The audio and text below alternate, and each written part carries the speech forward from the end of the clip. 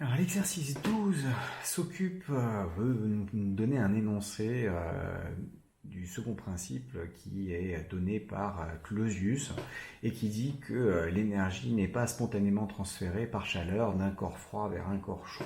Le transfert thermique va toujours du corps le plus chaud vers le corps le plus froid. Donc on va essayer de démontrer ça. Et pour ce faire, on considère deux systèmes. Un système sigma 1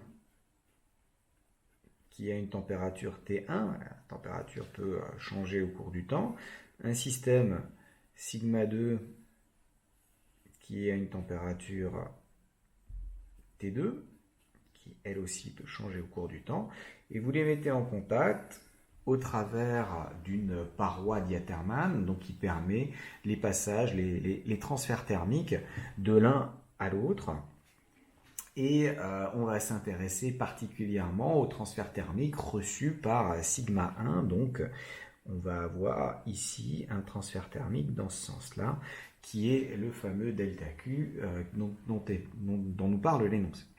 Alors là, la question à se poser, c'est comment est-ce qu'on va bien pouvoir essayer de démontrer la relation indiquée, c'est-à-dire delta Q facteur de 1 sur T1 moins 1 sur T2 supérieur ou égal à 0. Alors, on vous parle de second principe, ça veut dire que il va falloir le faire intervenir quelque part. Donc vraisemblablement, vu qu'il y a une inégalité, ça va revenir à essayer de voir quelle est l'entropie qui a été créée lors de cet échange et lors de cette évolution, et pouvoir en dire cette entropie elle est supérieure ou égale à 0, et donc avoir une expression. Delta Q sur T, à chaque fois, ça nous fait penser à des entropies d'échange avec un thermostat. Le truc, c'est qu'est-ce qu'on va prendre comme thermostat. En particulier, je vous ai dit, pour l'entropie échangée par contact entre deux corps, on va prendre delta Q sur T avec T, la température de la surface d'échange. Et là, le problème, c'est que comme vos deux systèmes sont à deux températures différentes, je vais prendre quoi comme température de surface d'échange? Je prends la moyenne arithmétique, la moyenne géométrique, la moyenne des inverses. Enfin, il y a plein de manières de se poser cette question. Et comment est-ce qu'on va réussir à y répondre?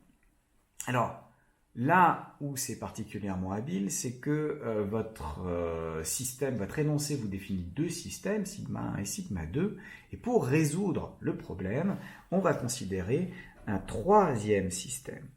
On va considérer sigma 3 qui est la paroi. Et la paroi, elle est en contact avec deux corps, et sur un petit intervalle de temps dt, on va pouvoir considérer ces deux corps comme étant des thermostats. Et donc, on va pouvoir déterminer l'entropie échangée avec un corps, l'entropie échangée avec l'autre corps. On va se poser la question, quelle est la variation d'entropie de notre système, et voir un petit peu qu'est-ce qui va se passer. Alors, il y a plusieurs transferts thermiques. Il y a un transfert thermique qui vient de la paroi vers le système 1, et puis il y a aussi un transfert thermique qui vient de la paroi vers le système 2. Et ce transfert thermique de la paroi vers le système 2, on peut en fait voir que ça va être relié à ce delta Q, parce que la paroi ne sert que d'intermédiaire entre les deux. Et donc ici, on se retrouve de nouveau avec le même delta Q. Donc, on va dire que le système reçoit de l'énergie, le système sigma 3 reçoit de l'énergie de sigma 2 et transmet cette énergie à sigma 1, et donc il a un transfert thermique avec chaque corps, et donc va avoir une entropie échangée avec chaque corps, puisque ce qui est important, c'est le transfert thermique au niveau de la surface d'échange avec le thermostat qui vous intéresse. Donc si je m'intéresse au S échangé pour le système 3, il reçoit un delta Q de la part de sigma 2, et donc c'est effectivement le transfert thermique reçu divisé par la température T2, et il donne un delta Q au système sigma 1, donc il reçoit moins delta Q de la part de sigma 1, et l'échange se fait avec T1. Et là, vous voyez que je retrouve quelque chose qui est déjà très proche de ce que l'énoncé vous donne, j'ai en fait juste l'opposé.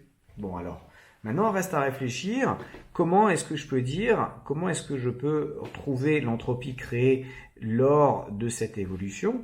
L'entropie créée, ça va être la variation d'entropie du système 3 moins l'entropie échangée par le système 3.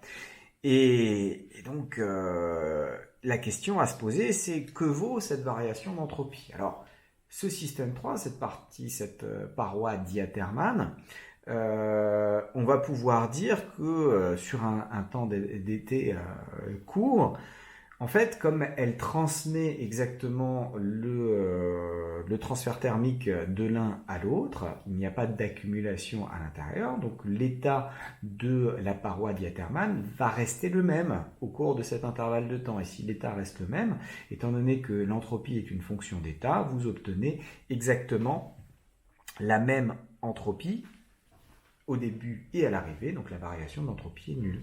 Donc c'est l'opposé de S échangé. Donc, c'est moins ce truc-là, donc je peux mettre le moins à l'intérieur de la parenthèse, et j'ai du delta Q 1 sur T1 moins 1 sur T2. Et l'entropie créée, elle est forcément supérieure ou égale à 0, et donc ce truc-là est supérieur ou égal à 0, et c'est bien ce qu'on vous demandait de démontrer au départ. Donc on a réussi à démontrer cette petite formule. Alors maintenant, en quoi cette formule vous permet de dire que forcément le transfert thermique se fait de la source chaude vers la source froide? Supposons que le transfert thermique se fasse effectivement dans ce sens-là. Donc supposons que delta Q il soit effectivement positif.